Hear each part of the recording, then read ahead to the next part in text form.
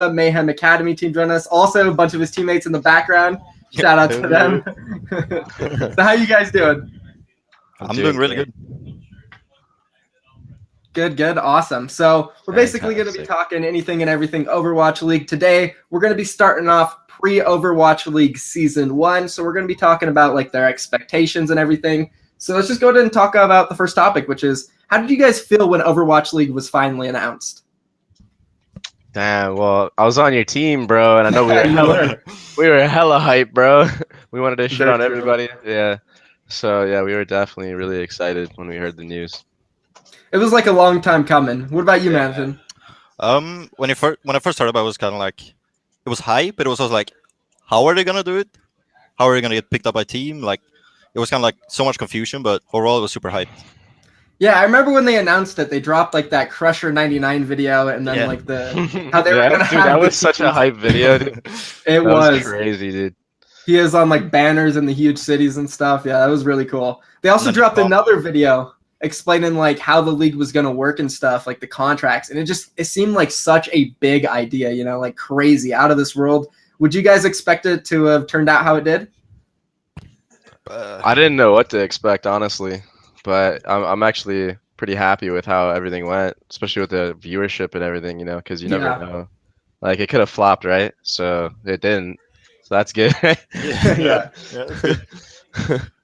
No, I agree. I don't think anyone expected it to be such a good first season. I think everyone was kind of surprised how consistent it was, like the viewership and like all the sponsors coming in. Yeah, I think it's beyond all my expectations for sure. Definitely. Okay, so then moving on, how was like your guys' opportunities during preseason Overwatch League? Like when the team started coming around and inviting players to come try out, like were you guys getting a lot of love, or was it tough out there? So I'll share my experience. So when we were doing, like when we were still in Kagarna, we were in contenders still, I think, right? Yeah. And already then, like a lot of our teammates, like Remix, Bishu, and I think like Pooks, they were all getting tryouts, and like the rest of us are just like, oh fuck, dude, like we ain't getting shit, bro. Like, so we were like, damn, bro, like what about these tryouts? And then I finally got a tryout with NRG, or you know, the Shock, I guess. I don't think we knew the name at that time, so it was just NRG. Yeah. And I was just like one of the first teams to pick up players, so I was like one of the first players to be picked up, I feel like. So I don't know how it would have went if I didn't take it, you know what I mean? Maybe other teams would have wanted me, who knows? Yeah, that could have been a scary and risky decision not to take. Yeah, that exactly. Offer, right? Exactly. Yeah. I think that's how a lot of players felt preseason 1. Like they were just ready to sign whatever they got because they wanted to be in it. Yeah, we just wanted to get in. But also, I mean, like, who doesn't want to play with Sinatra, right? So true. 150K, right? What about you, man? I guess I got kind of lucky in a way. You know, I was already on Misfits, and you know, Ben was talking to us. You know, we kind of, you know, high chances gonna get into the Overwatch League, and then we kind of smashed the Contenders regular season. We obviously didn't go like that great in playoffs, but you know, kept with the roster. I got the news like, hey, we want you on the roster pretty early. So I guess in general, it was kind of like, for me, super lucky, and kind of like the perfect way to get into Overwatch League, in my opinion. Yeah, I feel like that Misfits roster really, I guess, like you said, was a little lucky. You guys did do a great job. Like historically, Misfits was one of the best teams in Europe, so it was like earned, right? Like Tavik, one of the best players of all time. You guys definitely put your work in, so it was well deserved. So would you say like you weren't worried at all during like Contender Season 1 and Season 0? When I was in LG, like they announced Overwatch League when I was in LG. Okay. You know, the 3-way trade with like that's right. Yeah, and I was like, you carried that fucking team, dude. Me and Michael remember that, dude. Your hog was nuts. Holy shit, dude, that was so much fun. I love that. Yeah, that was probably like, okay, Overwatch League is coming. What is the best chance for me to get into Overwatch League? Is it signing with Misfits or staying with LG, trying to like build this brand around there? But you know, eventually Misfits and managed to do pretty well. Okay. That's cool. So once you guys were in the Overwatch League and it was like transitioning time, we're moving out to LA, we're getting in our team houses. Like, what did it feel like, you know, meeting your teammates and just getting ready for this huge league? It was dope. I was definitely like extremely confident going in. And yeah, like we didn't know what to expect. We didn't know like how good Korean teams really were. You know, I don't think anybody really knew how much higher the level of gameplay was. Besides maybe the teams that were able to compete at OGN, right? But even then, Envious had won OGN a couple times. So even then, like a lot of us were like really confident that these teams with full Korean rosters wouldn't be like that insane as everybody hyped them up to be. And then you got a guy like Jay Jonak just like shitting on everybody. So like it was a big like wake up call. But yeah, it was dope. I mean, it was cool. So going in, you guys didn't like. Did you scrim at all the Korean teams a lot? Were they like strong in scrims? Because I know you guys had at least like a month before the regular season started, right? Yeah, my team started scrimming already like before, but like the meta wasn't even like shaped up yet, right? So like we were scrimming like random teams running like the stupidest comps, like just really not really good for like a practice. We were doing like comps where it'd be like a solo tank hog like with like Doomfist, Sombra, Soldier. It was like weird, dude. Whoa, but it was working. It was working in our scrims, dude. We were shit on everybody, dude. Yeah. But you know, yeah. So like we didn't have the meta wasn't really figured out at that point because there was like this awkward time where like it just all shifted and like different heroes were getting buffs and whatnot, and then the meta changed eventually to the Mercy meta when they made her like busted broken. So yeah. I see Manneten over there kind of shaking his head when you started talking about the heroes you guys were playing. Oh shit, dude. Dude, we had Super playing like DPS and scrims. Yeah, it was weird. It was weird, man. So were your scrims like that too, Manneten? I don't remember who we scrimmed early on, but I just remember us being actually pretty confident, ironically. You know, with a good contender season with our players, you know, we all like each other a lot, and yeah, everyone's just. I feel like every team in Overwatch League felt confident. Like I don't think any team went in like, oh, we're gonna get shit on, you know. Yeah. But I don't remember how scrims went early on, but yeah, we were confident for sure. Okay. So actually a good question to ask you, Manneten. Ooh, can't talk right now. Good question to ask is going into season 1. A lot of people were interested that you guys decided to stick with just a 6-man roster rather than picking up an extra few players. Like in hindsight, do you think that was a bad idea, or at the time was it just like what felt right?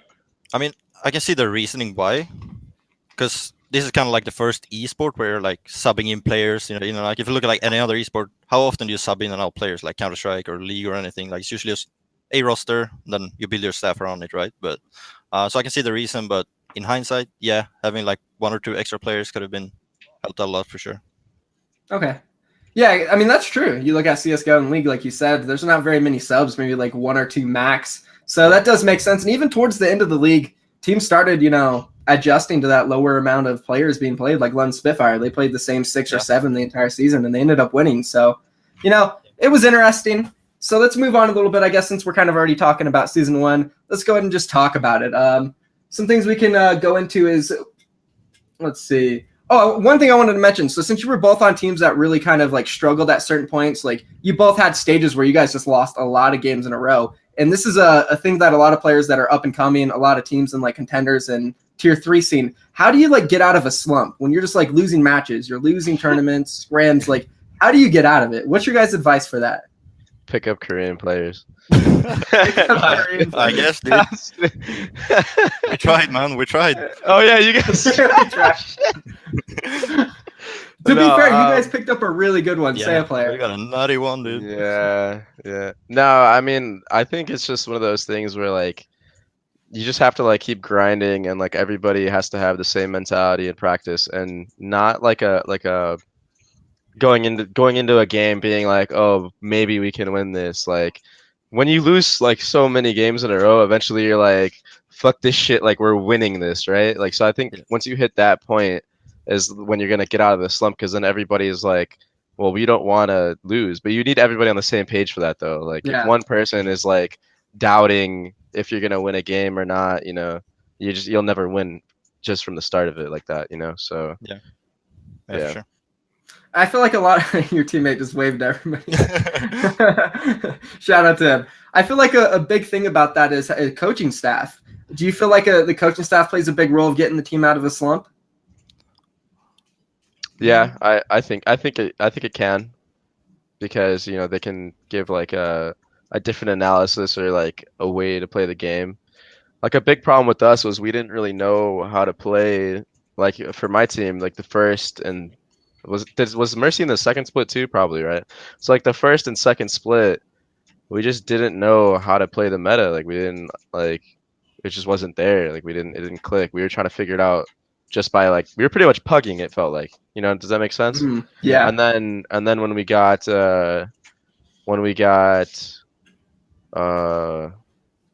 Junk Buck in the third split, or like towards the end of the second third split, you know, we were able to get like another outlook on how to play the game, and combined with Brad for that third split, we ended up doing really well. Well, and we got like, you know, oh no, Architect wasn't there at that. It wasn't there yet, but like Dante and Sinatra were playing, and there was like a meta shift again with Sombra. So like a new strategy was able to get us out of like that kind of slump too, right? So yeah, just like you guys also like had a Moth come in too. Yeah, that is true. So yeah. No, I what agree about you, sure. Manneten? Like when Ryder came in, like we had no idea how to play dive. Like literally just people all over the place. Like you said, it felt like a pug basically. You know, same dude. Yeah. Calling random shit. Like, I'm going on this card. Wait, what are you doing? Yeah. Wait, there's a strategy behind it. Like what? Yeah, like whoa, we can coordinate dives. Wait, what? We on the same target? Hello. Yeah. No, but yeah, Ryder definitely gave us like a new approach to the game, and teamwork in general. So yeah, I think coaches have a big part in getting out of slumps, but I think it's hard for a coach when he's been with a team for so long to kind of like when the meta shifts, it's hard for the coach to kind of bring the team into that meta when the meta is new for that coach too. If that makes any sense. Yeah, that makes sense. Yeah. So that's another thing for Florida. You guys were a little low on the staff for the beginning of the season as well. You guys just had Mineral, who, like you said, was with you guys for a long time. So that definitely makes sense. You know, they got to learn it too. So how are they supposed to teach it to you without, you know, knowing it as well? So that actually makes a lot of sense. So let's move on a little bit then. Let's talk about some of your guys' good times, you know. Let's get out of the slumps. What's some of your favorite memories? Ooh. You want to go first? Yeah, beating Sinatra in his first game. You're saying it. Oh, yeah. Eating his grab on King's Row. My favorite moments. I'm fired. Hey, in his defense, that's a lot of pressure to have, man. Yeah, you know what I mean? Like, Jesus, dude. I couldn't even imagine like the pressure that he was on for that first match. Yeah. Because not only that, but like there's like an interview with like NBC or something that they were like following him for like that first match. Yeah. And dude, he's like just turned 18. Like, it's crazy. Dude, if that was me, bro, I'd be freaking out, bro. Yep. So like, that's true. Yeah, I mean, it's hard. Like especially like not playing any matches. Like just that experience alone. You know, look at Dante's. Some of his first matches were like terrible, right? But now look at the player he is, right? Crazy now. So yeah, I mean, like Sinatra. Sinatra's crazy now that he has more experience. For sure. But yeah, that was that was a lot of pressure on him. Kind of feel bad that happened. But my best moment was I think beating Dream Daddy on the first stage. It was like one of the only teams we beat, dude. And we beat Boston. We beat Striker, dude. I was like, what? Now Striker's my teammate, but like fuck, dude. That was a crazy match. I pulled that one out of my butt, dude. Like that was nuts, dude. That was crazy. I also remember when you beat Dallas Fuel for the first time too, and you messaged me. You were really excited about that one because yeah, you know why. Yeah. I'm really cool. Them I'm really cool with them now, but at that time I was like, I want to beat these guys so bad. Yeah. I was like, fuck those guys, bro. Yeah. So you're talking about that a little bit. I mean, what is it like just living and being around all these Overwatch League players that even aren't on your team, you know? Like you're playing in the practice room, but as soon as you leave your room, boom, there's everybody, right? Besides, I think it was the LA Valiant or something that wasn't there. Yeah, it was the only team. Yeah. I thought it was really cool. You know, you see Pine walking down the fucking hallway and he's just like walking like actually like a boss, dude. It's like the funniest thing ever. Yeah. But like everybody's just so nice, you know. Like I don't think anybody actually truly hates anybody, like as a human being, you know. So everyone's like really nice when we're out of game. Yeah, it just felt like a really nice community. Like you walk out and everyone is like a friend in a way, you know. You just walk out, you know, you talk a bit and then move on. And then you know next week you're probably playing them, but you're still friends and outside of the game. Yeah. So who would you guys say are some of like the coolest people in the league that weren't on your teams? Like every Korean player. Yeah, every Korean. Just so nice, dude. I like the New York guys the most. They're so cool and like funny. Like SBB is hilarious, dude. Yeah. I would say Tyrone probably. I I mean, we bought him like he's 20 something Happy Meals for his birthday. I don't remember how many it was, but it was fun. So then it must be really hard then, they beat you all the time. You go on the stage and they just shit on you, but then they're like, oh, hi, all nice to you and shit. Pretty much, dude. Is that the Korean motto in the league? That's funny. Like, fuck, I want to hate them, but I can't because they're so good and so nice. That's hilarious. Okay, so let's move on a little bit. I want to talk to you guys about who were some of like the hardest players to go up against in your like respective roles. So Babybay, for you, I want to talk about Widowmakers. Who were like the top 5 Widowmakers for you to go up against in season 1? I think the hardest that I played against was like Fleta in his like stage 1, stage 2 era. He was fucking nuts, dude. And then Carpe, like the last stage. And then Dream Casper, like right before all that stuff happened, like his Widow was like crazy, dude. Like right before he got banned and like kicked out of the league, honestly. And I think that's pretty much. Well, I think that's pretty much it. I mean, Linkster's always a good Widow. I put him up there, like very consistent Widow. I didn't get to play against Saya player, so I don't know, but I know I'm sure he's fucking crazy too. Yeah, he's crazy. So I would rate it like that. One quick thing, Bird Ring during like stages. Oh wait, hold on. I'm sorry. Hold on. I forgot about Bird Ring, bro. Bird Ring's probably the best one, hands down. Oh, okay. So he's I forgot about it. I don't know how. So we're putting him at number 1. Yeah, no, he was number 1 for sure. Okay. That guy is crazy, dude. So like London Spitfire obviously slumped near the end of the last 2 stages, right? Could you see like a drop in his performance when you went up against him, or was he still like as good as he was in stage 1 and 2? I think he was still good. I mean, his whole team is good, right? So it's like, yeah. And his play style is just like so good, where like he sets himself up with like these easy shots that like he flanked a lot, right? He would always play like alone and he would flank, and then he would just snipe you in the side of the head and not miss. So like I think that was like his timing was just really good on like everything that he would do. Okay. What do you think, Manneten? I know you're a Diva player, and going up Widowmakers is a little different battle than 1v1. And how is it going up against some of the best in the league? I think Fleta is the most annoying because like his angles are so unpredictable and weird. It's like you're playing Hollywood, you're pushing up alleyway, and he's like this weird shooting between 2 doors, he's sniping your support. Like I don't know, he's probably the most unique Widowmaker that I've played against that I remember. But outside of that, just like they're all so good, like Pine. Fleta, Saya player, Carpe. Every fucking Widow is good, dude. I feel like Pine was known for pulling off those really crazy plays, like on Gibraltar, flying across into your spawn at 3rd, right? Like, who the hell does that? I always wondered, like, how does he pull it off, and why does he go for that? Like, Baby, would you ever think about doing that play?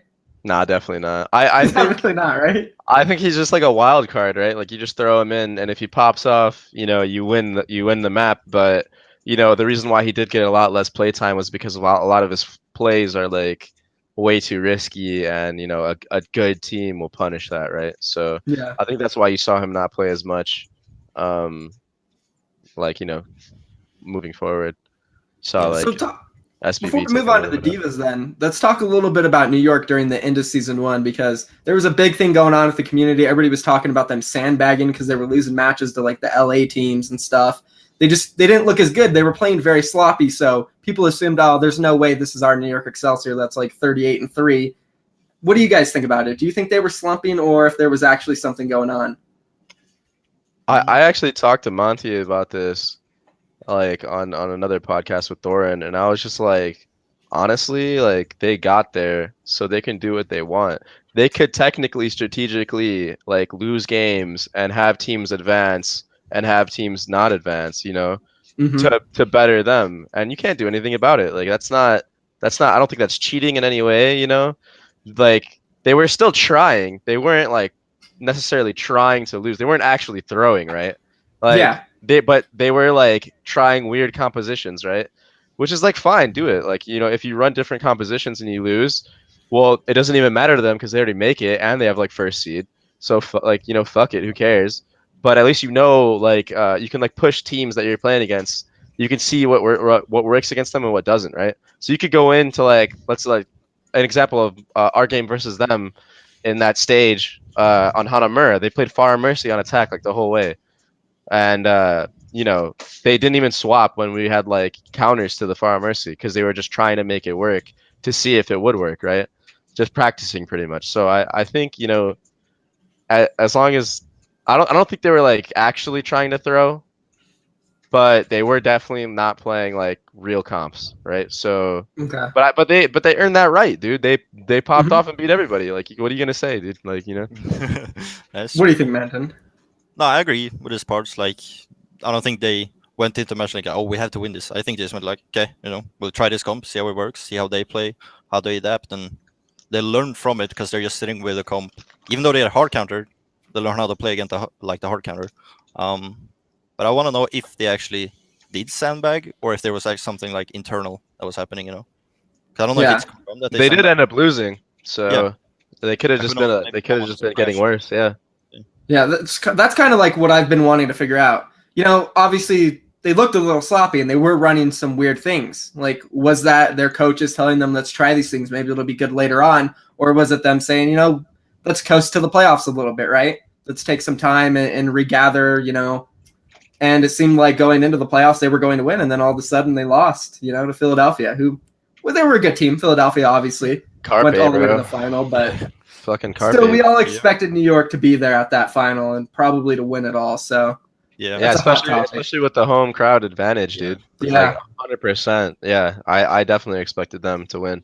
I said it. But I did say if they don't win, then London would win. Well, London would be like the dark horse because like London was super slump, like in a super slump, but they did the same shit in like OGN, bro. They like lost like every game, went in and then like just clutched it, right?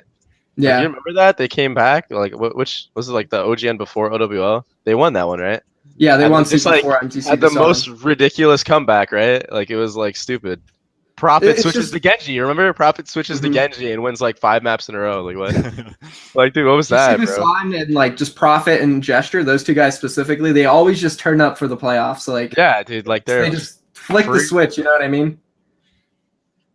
They're but anyways, we kind of got a little off topic. Let's go back to the divas now. So I wanted to ask you, Manneten, who were some of like the best divas in the league? Who do you think just has it? I mean, Fury, obviously, the best one by far. Like I don't know, he just sees the game in like a fourth dimension. I don't know how he does it, but outside of Fury, honestly, I rate Space very highly. I think he's number 2 in my opinion. He's from just watching his stream and how he play. He's super communicative. He seems to be like he's so young, but yet he feels like a leader to me when he speaks. Like do this, trust me, just go for it. I don't know. He feels like a leader to me, which is very important in a diva player. And he's obviously very smart. Outside of Fury Space, it's kind of a toss-up after those two. I don't think anyone is like in particular better than anyone else. mykL, Note, very consistent. Number 5. Number 5 is a tough one. Am I missing someone? Oh, Poco, yeah. Poco is definitely up there as well. Yeah, for sure. Yeah, I think those 5 probably my top ones. So you think the gap between like all those guys and Fury is that big? Yeah, I think definitely Fury is slightly close. Yeah, Space is very close to Fury, but those two are definitely like a big gap ahead of everyone else, in my opinion. Okay. What do you think like makes them so good? Is it just their positioning or like what are they doing? Yeah. Game sense? Yeah, communication, game sense. Yeah. And I mean, obviously their everyone's mechanics are good. And for sure. Like, you can't be in the league without good mechanics, I think. So it's pretty much just like game sense. Yeah. Just being able to outplay your opponent. You read the play before it happens, basically. Go ahead. Okay. Let's talk a little bit about Zarya's now. Yeah. Sure. What do you guys think about Zarya's? Because I know Zarya's an interesting role. Off tanks used to play it, then DPS players play it. I know both of you played it. Mm-hmm. So I think Sinatra is one of the best Zaryas right now. Right now, yeah, for sure. Especially in this meta with tanks, this guy can like just like his grabs. He's so confident in his grabs. He like doesn't get any eaten. It's crazy. Like, and I watch him in scrims every day, and I watch him play against a bunch of Zaryas every day. And yeah, his Zarya is insane. It's crazy. Yeah. Okay. From playing against him, he is just like you think he weighs a bubble, but in theory, he gains so much energy and literally just runs in there, and just melts everyone. Like he's super confident on Zarya. Yeah, for sure. Talking about confidence, what do you guys think about confidence in the league? It's such a big thing, right? Yeah, no, it definitely plays a big part in everything. I learned that very fast, like playing like Widowmaker, because without confidence in Widowmaker, you're just gonna get dookied on, bro. Like if you're not confident in hitting that shot, you'll probably miss, or the other guy will be faster than you, right? So, and like that, I feel like I learned that in like the worst way possible, because like going into the league, I was probably like one of the best Widowmakers. I was very confident, but then I see my team's record start getting worse and worse and worse and worse. I lose my confidence, and like stage 2, I dropped out of that, like running up for like the best Widow in the league, I'd say. But now I got it all back. So you definitely need it. You definitely need confidence. Yeah. Probably Even if it's blind, I think it's probably on best to every have hero. some. Oh yeah, Yeah. for sure. Yeah, without a doubt. If you're not Like- confident in like in anything, you're not gonna do good. Like Yeah. Like the game is so fast that if you doubt like a play or a shot for just 1 millisecond, then you could lose it immediately. Like the game is so fast. Like there's no breaks. There's no time to just regroup. You need to have like the mental fortitude to just keep going. Okay, so let's move on to the off season now. I think we covered most of season 1, your guys' experiences. The off season's been pretty eventful, huh? Yep. For sure. What's some of the craziest things you guys have seen so far? Silk Thread quitting.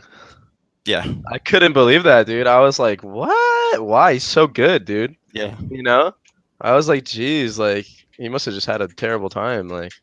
Yeah. Or like it's just like all the pressure or something really got to him, because it is pretty stressful, like playing and stuff. But I have to imagine, bouncing from teams like you did would be tough, right? Like that was his he got team. bounced around everywhere, dude. Yeah.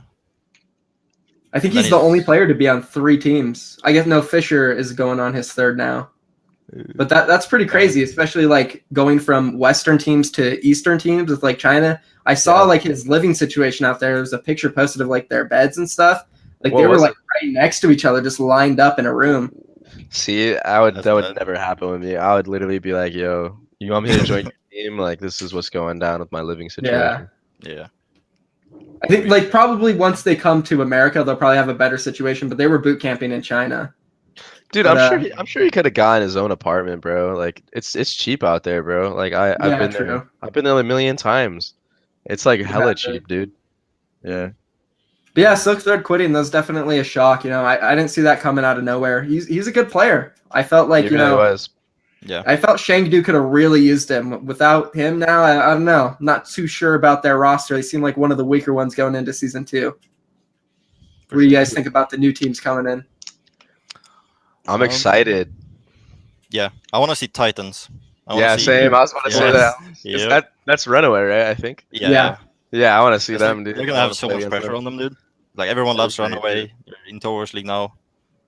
I don't know where I'm gonna place them if I made like a list. I'm also excited to see Defran, bro. Yeah, Defran, yes, that's a big one. If he's gonna start or play, I want to see it, dude. Dude, how crazy would it be if like Atlanta just like loses every match, and then like stage 4, Defran's finally like, fuck it, I'll play, and they just win every match and shit on everybody, dude. That would be crazy, dude. Yep. I mean, Defran was see some shit like that happening, bro. Yeah, for sure. I stopped the meta changes, so like. Oh yeah. Yeah, in Overwatch League. Yeah, that's definitely something we can discuss too. I'm like 50-50 about it, because our team is probably one of the best GOATS teams right now. So I'm like, shit, like I want the meta to change so I can get more starting time, but at the same time, like, fuck, my team is so good right now. Like, Makes sense. I mean, with the additions you guys have made over the offseason, you're looking like one of the best teams going into season 2. You guys have some great structure. You got Krusty, obviously. That was a late pickup in season 1. Then he pulled over Striker. So dude, you guys are scary, man. We have good players for like every meta now. It's pretty insane. It's pretty crazy, dude. Do you think you guys have a chance at the championship? Yeah, I think so. I think we're definitely a top 5 team, like no matter what meta it is, especially with like having like more time on our hands, because Krusty joined hella late, right? Yeah. But now we have more time, and like we know how to play dive already. Like we know how to do that. We learn how to play goats. So I think whichever way the meta goes, we have the players for it, and we already know how to play the game. So at this point, it's just like refining that and making that skill better, right? So we're not in a process of really like learning. I mean, you're always learning, but we don't have to learn these major things. We already have all the fundamentals down for every comp, pretty much. unless there's like a new hero introduced that's like just totally mixes everything up. So Manneten, what do you think about San Francisco Shock? I would definitely rate you guys like top 5 for sure, like you said. I haven't seen you guys played obviously, but like the roster on paper looks like, to me, easily like top 3 roster, I would say overall, because you have so many different tools.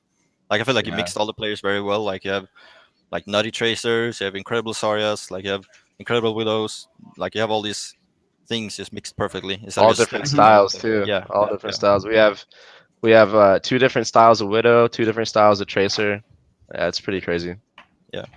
Very large roster. It's 12 man. You're the only team in the league right now sitting at 12 players, and I think you will be the only ones going into season 2. So, it's interesting because last season, London, they came in with 12. They were very dominant in the first stage, throwing whatever players in. Didn't really matter. They just won, right? Yeah. So I can see like a 12-man roster working out. It'll be interesting, but we'll see at the end of the stage, just like last season. It started going down to the smaller pool. I'm more interested in seeing what's going to happen in the later stages. But we talked about a lot of the trades so far. What do you guys think about Soon going over to Paris? That's a big one. Dude, they must have used so much money to gain that player, dude. I don't know how they got him. Yeah, without a doubt. I think it's cool. I mean, Soon's a phenomenal player, so I mean, I think it's good for him. Like I would want to play for, my country too, right? So yeah. I mean, like I guess I do, right? But you know what I mean? I feel like it's more prideful. It's like actually Paris, right? So like it would be like me playing for like a Chicago team if that ever happened. Like that's dope. You're representing like your own, your own thing. We also have go ahead. I don't really see Paris anytime you're saying like, oh, we're gonna let go soon. Like Paris is soon. Like there's no other French player that is so. I agree with that. So like that makes sense. So we also have a Shadowburn going over there with him. He's definitely an interesting pickup.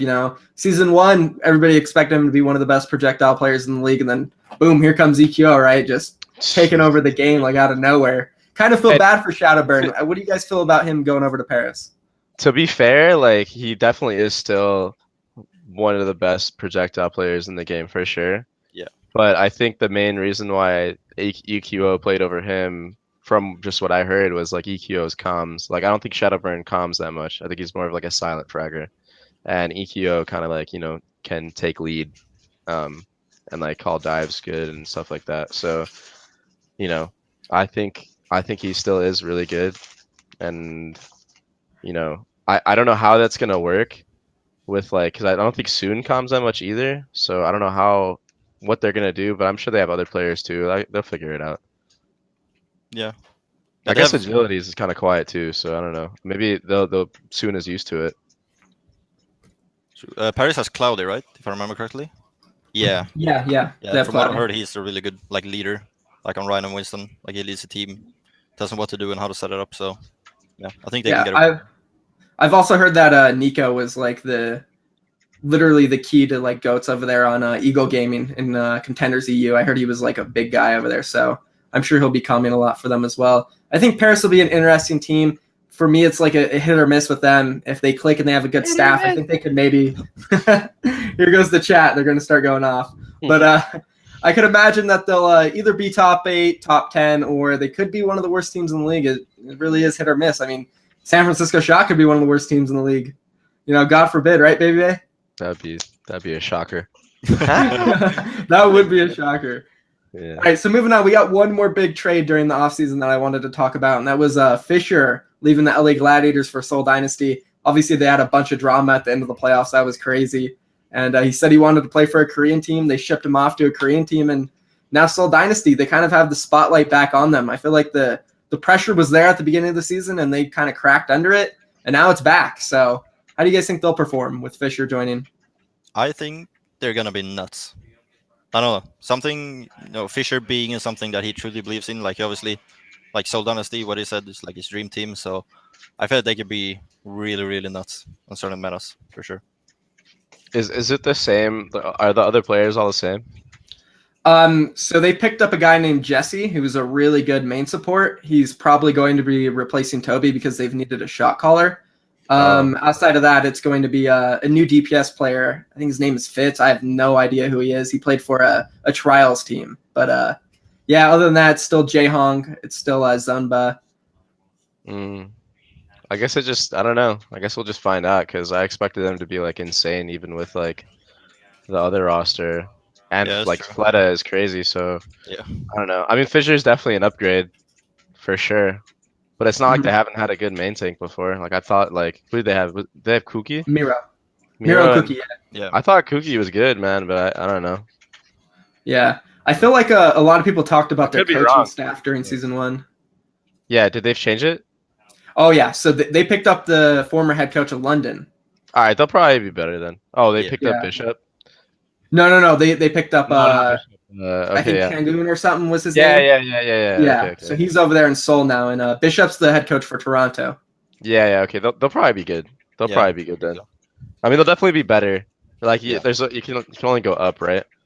And to be Definitely. honest, to be fair, they also had a ton of pressure on them too, coming in and like everybody thought that they would be like the best Korean team. Yeah. Yeah, they're kind of like the Titans is now. Like it's like their last season. Like Yeah, everyone's I looking agree. at Yeah. Titans to be top now, but now Seoul can do whatever they want because everyone's looking at Titans.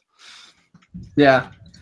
So I wanted to talk a bit about like the end of the offseason for you guys personally. Like for you, Babybay, how did it feel when you knew like you were going to get picked up from San Francisco Shock again? Did you always know that you were pretty much safe over there, or was there like a moment of doubt for you?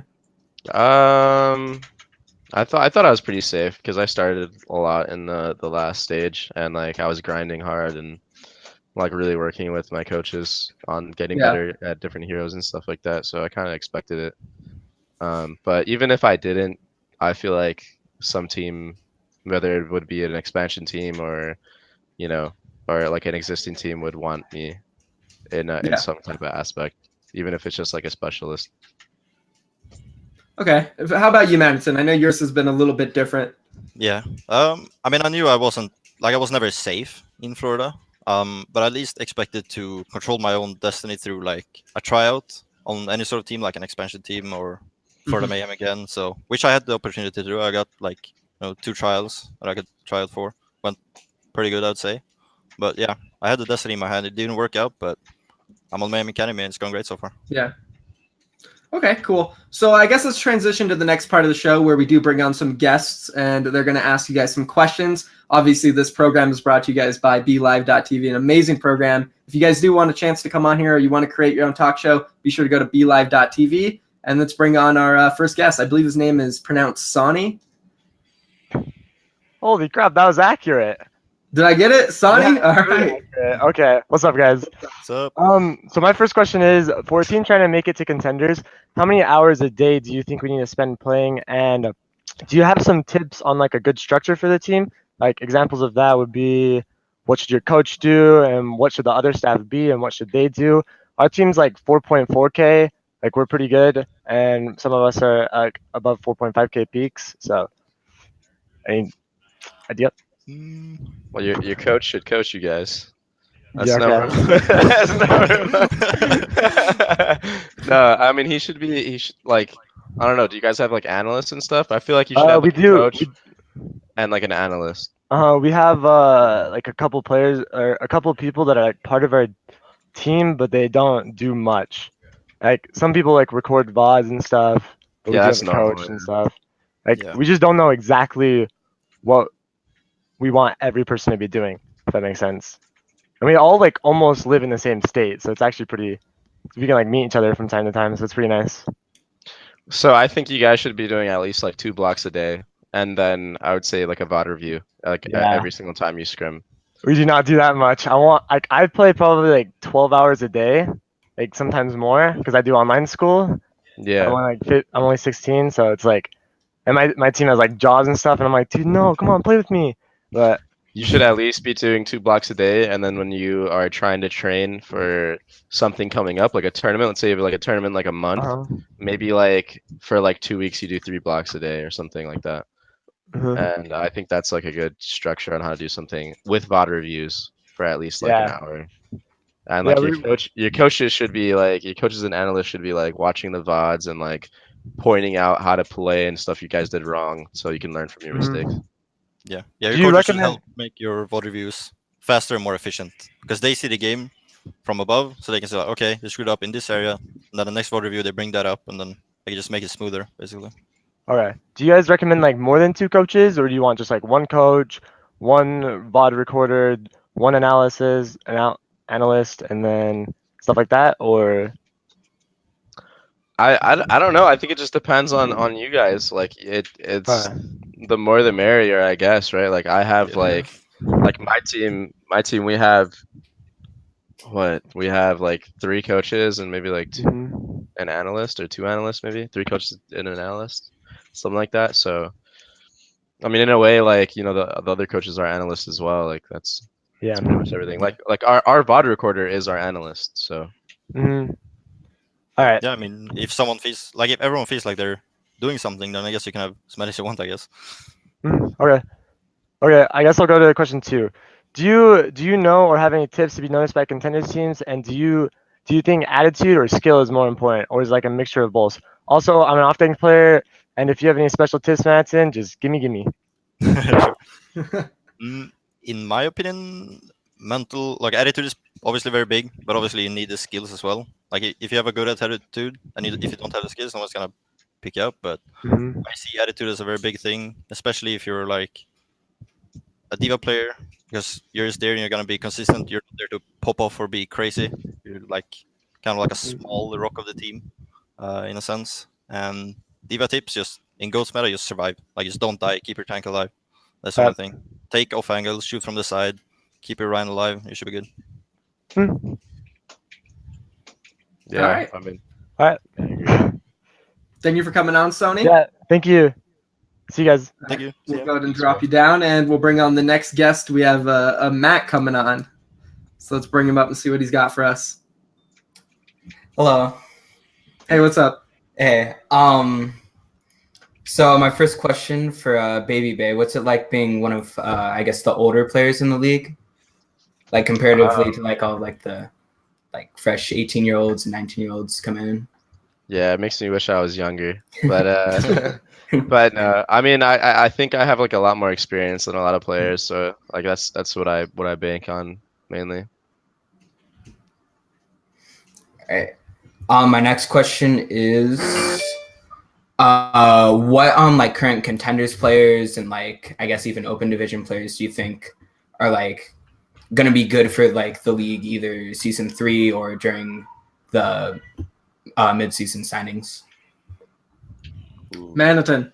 I don't know how I don't know how old people are like in contenders, but I know like eventually Sugar Free will be one of the best players. I think Sugar Free's like 15. I heard he's actually like a 2-year-old. I don't know how he got a hold of a keyboard and mouse, but he's definitely young. A big one for me is Who Are You? Just when his time finally comes. And Alarm and like those guys. Alarm, yeah. A lot of the Philly guys are like crazy. Yeah. There's also I think he's on Philly Nice or whatever. And yeah, he's in Philly. Guy's really good at Zarya, bro. I don't know if he's good at other heroes, but his Zarya is nuts, dude. Yeah. So, Manneten, what do you think your odds are for the mid-season signing window? I mean, it depends on how well we do in contenders in the future now, obviously. But I think if I keep working as I am now and keep improving as I am now, I think there's a pretty good chance. Okay, that's good. That's good. And I think those were both your questions, right? Mm-hmm. All right, cool. Thank you for coming on, Matt. Thank you for having me. No problem. Brother. All right, and here we go. We got our third guest coming on now. His name is Techno Pat. Oh shit. Hey y'all. What's up? Hey, so my first question is, do you think if the Overwatch League continues to be as successful as it is now, there will be player-branded peripherals, like the gaming equivalents to Air Jordans or something? I'm sure there could be some kind of deals like that. I mean, there already kind of is with like teams. Like I know Logitech sponsors a bunch of teams, and they have their branding. Like there's like SF Shock branding on like the Logitech headsets and stuff like that. So yeah, I could definitely see that happening. It just depends on like the player. Like I guess like I would see like Jake or J Jonak having that like one of the first ones ever. Yeah. Just like something like that. Maybe like a mouse, maybe like a J Jonak mouse, or like kind of like how Ninja came out with like that final mouse, and it just has his like name on it. Pretty much, it's the same. Yeah. It's the same final mouse, just a different skin. and has his name on it. I could see something like that happening.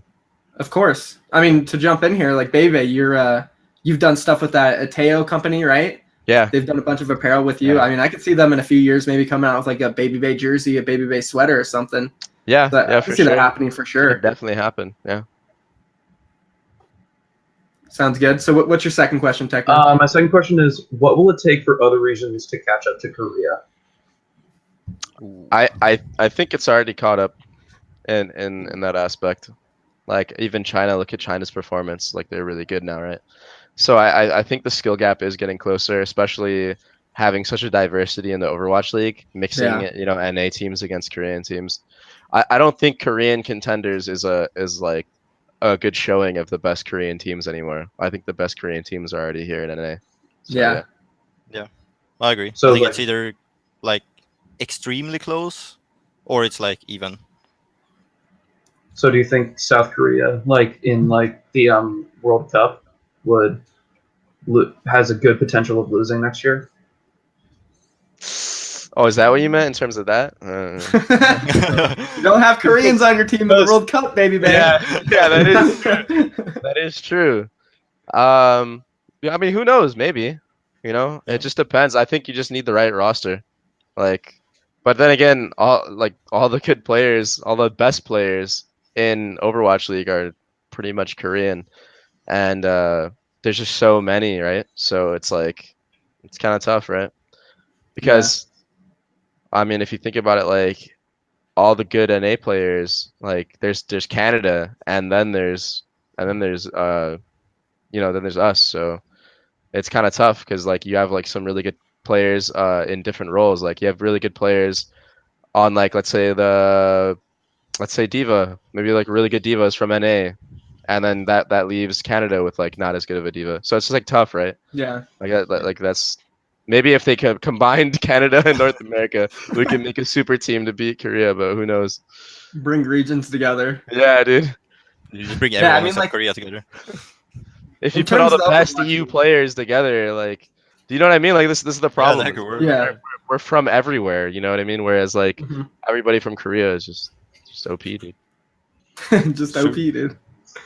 Yeah, I mean, Overwatch League in general is definitely caught up. Once you see like Korean coaches like Krusty coming over to Boston and San Francisco, like it's crazy, right? The Korean coaches, I really think they understand the game and understand how to coach just so much better than a lot of NA coaches. Sure, there's some good NA coaches, A-Rose great, Brad was great, but it's just like they've been doing it for so long over there. But thank you for the questions, Techno. Appreciate it. All right, thank you. Have a good day. And we're going to bring on our last guest now, which is going to be AP Sleepy. Hello. What's up? Not much. Thanks. How you guys doing? Good. That's good. So my first question's for Babybay specifically. With the new addition of Ashe, do you see her being an important part of your role as a hit scan DPS? Yeah, I've already been playing her in scrims and stuff, but like Ghost is just so strong right now that it's like very niche. But yeah, I definitely am gonna be like an Ashe player for my team for sure if it ever becomes meta. All right, awesome. I guess second question then. In traditional sports, players can be pros for like 10, 15, 20 years. How long do you think Overwatch League players' careers will last, like on average? Ooh. As a player only, maybe like, I don't know, I would say average, maybe like 2 years. I don't know. It's kind of like a random shot, but like in general in esports, I think you can stay for a while if you manage to like a coaching job and then manager job. So, but as a player, I would say like maybe like 2 years. I think you can go longer than that. I think even like myself, I think I still have like 4 or 5 years left. Because you need to understand that a lot of the heroes, once your mechanics start going to trash because you're getting older, a lot of these heroes don't require like insane mechanics. Look at Bridget, look at main tank, like you do need like solid mechanics, but it's more of your game sense, it's more of your knowledge and stuff like that, like reading plays and stuff. So I think that I think that players can last until they're like probably like 28, 29 sure. maybe that's like the higher end, but you know, Yeah. I like that. That's when like that's when I think I would like want to quit when I'm like that age, probably. Yeah. I think it's definitely role dependent, as you kind of mentioned. Yeah. Like you played the Brigida, but for like DPS players, it probably gets tough once you start getting when up you're like there. 27, maybe you can't play DPS anymore, or maybe you can. I don't know. Like there's Counter-Strike players that are in their 30s that are still winning tournaments with reaction times, like as you know, who knows, right? Like I don't know. Like I want to sit here and say like, you know, you have to stop when you're like 28 or when you're like 27, like competing wise, I mean. But then I see these CS players and they're like in their 30s, some of them, and they're still fragging out hard, carrying their team. So yeah, I don't know. You know, I guess just whenever you become trash, just It's probably just gonna keep increasing the longer the league goes, right? Because like the longer the league goes, like the more experience, like the experience is more valuable the longer it is. Yep. So yeah, that is very true. Especially with new teams coming in every year. Yeah. Yeah, over time goes, you know, esports is still young, especially at like the level we're at, right? You know, like League of Legends, LCS, the Overwatch League. They've only been around for like 4 or 5 years, so maybe in like 10, 15 years we'll have more of an idea on how long pro players can go for. But like Manneten said too, there's always a job out there for you to have, whether it's a coach, analyst, you know, manager. Esports is definitely like a lifelong career, I believe, for many people. So good question, Sleepy. Thank you for coming on, man. I appreciate it. Yeah, thanks for having me. See ya. Peace, bro. All right, so thank you again to BeLive.tv, guys. Amazing program. You want to start up your own talk show, go to BeLive.tv. You want to be able to talk to pro players, follow me on Twitter, follow me on YouTube. We do this every single week, and stay tuned for notifications. So we're kind of at like more of the end of the show now, guys. We can kind of talk about whatever you want. Anything you guys wanted to bring up specifically? I know meta's a big thing right now with GOAT. You guys want to get into that a bit? I can throw in like a random question. Do you think it's possible to counter GOAT ever? Sometimes. In this current patch? Yeah, okay. Sometimes. I mean, I think you can run a comp and get them to switch off of GOATs, and then once they switch like to a comp that can deal with your comp, then you can switch to GOATs and you can win the map like that. I think it's very niche. You know what I mean? It just depends. Like, I mean, we've already seen it. I think I think some contenders team have been running some weird like a Korean continuously play like quad DPS or something and beat Runaway. Yeah. See, but at the end of the day, like you want to switch back to GOATs. Always. Like I think Ash, Junkrat, Orisa is really good to counter GOATs, but it gets shit on by dive, right? All they have to do is go dive. But then once you get them to get off of GOATs, then you could just go GOATs, and then you can snowball, and then you have the advantage. So I think it's like that. You know, I think it's just a game of chess, you know. But overall, if you want to be consistent and like not possibly throw your game, just go GOATs. Yeah, I agree. So talking about GOATs, there's a lot of like different variations of GOATs coming out now recently. We have DOTs, moats, you know. What form of GOATs do you guys like the best? Is it just the original one with Reinhardt, or have you guys been liking the Winston? I like the Winston one. I think it's OP, dude. You literally can't run anything against it. Almost. Yeah. It's pretty tough. I've watched a lot of my contender scrims for my team, and they run a lot of that Winston GOATs comp, and it seems like he's just unkillable, right? All the resources he gets, and you get an ult every so fast. Getting knocked around constantly by that. I feel like that's definitely one of the strongest comps.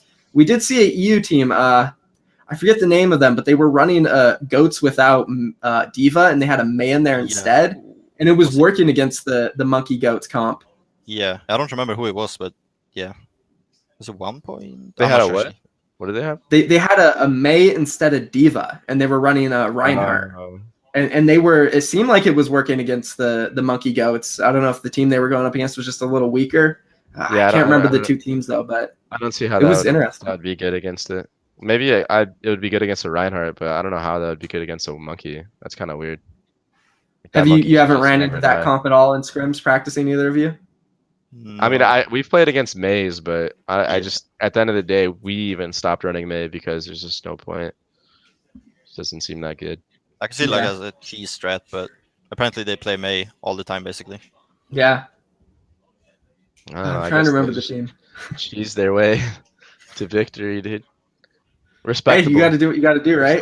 Respectable. At the end of the day, all that matters is winning. Notes, I guess. So, I mean, any more questions you guys got? Anything you want to talk about? I think I'm good, dude. I don't know. Same here, man. All right, then I guess we can go ahead and wrap the show up. I mean, thank you for coming on, Babybay and Manneten. If you guys want to shout out your Twitters, YouTubes, whatever it is, feel free. Yeah, follow me on YouTube, Babybay OW Kappa. Yeah, subscribe to Babybay on YouTube, boys. What about you, Manneten? Follow me on Twitter, Manneten. Manneten. It's always nice when you can get your exact name as your Twitter handler. I've struggled with that one for a while.